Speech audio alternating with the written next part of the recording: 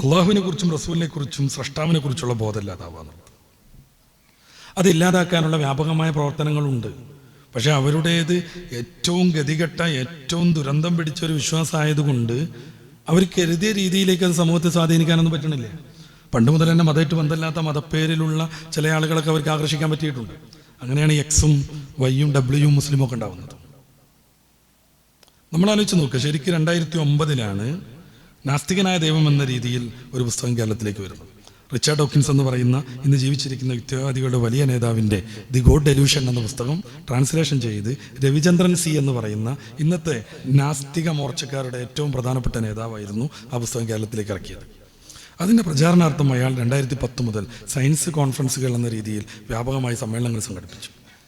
ഇപ്പോഴേക്ക് ഏകദേശം 10-16 വർഷം. അവിടുന്ന് ഇതുവരെ കുറച്ച് സമൂഹത്തെ ഈ നിരീശ്വരത്വം, അള്ളാഹു വേണ്ട, ഇസ്ലാം വേണ്ട, അത് ചെറിയ കുട്ടികളെ പോലും, പെൺകുട്ടികളെ പോലും, ക്യാമ്പസിലെ വിദ്യാർത്ഥിനികളെ പോലും, ഡിഗ്രിക്ക് പഠിക്കുന്ന ചെറിയ മക്കളെ പോലും വ്യാപകമായി സ്വാധീനിച്ചു എന്നല്ല ഞാൻ പറയണത്. നല്ല കുടുംബത്തിൽ ജനിച്ച് നന്നായിട്ട് വളർന്ന് ദീനൊക്കെ പഠിച്ച ആളുകളെ കുറിച്ചല്ല ഞാൻ പറയണത്. ദീനധാവിധി പഠിച്ച ആളുകളെ ഇത്തരം ഒരു വൃത്തികേടുകളും സ്വാധീനിക്കുകയില്ല എന്നത് നമുക്കൊക്കെ അറിയാവുന്നതും അത് എല്ലാ അർത്ഥത്തിലും തെളിയിക്കാൻ പറ്റുന്നതുമാണ്. അങ്ങനൊന്നും അല്ലാത്ത ചില കാനേഷുമാർ മുസ്ലിങ്ങളെയൊക്കെ ഇത് സ്വാധീനിച്ചു. അതിൻ്റെ ഫലമായി കേരളത്തിൽ എന്ത് സംഭവിച്ചു?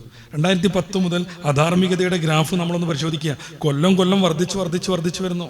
2025 ഏറ്റവും കൂടുതൽ കൊലപാതകം നടന്നു, ഏറ്റവും കൂടുതൽ എയ്ഡ്സ് രോഗികൾ റിപ്പോർട്ട് ചെയ്യപ്പെട്ടു, ഏറ്റവും കൂടുതൽ കുടുംബ ഛിദ്രതയുണ്ടായി.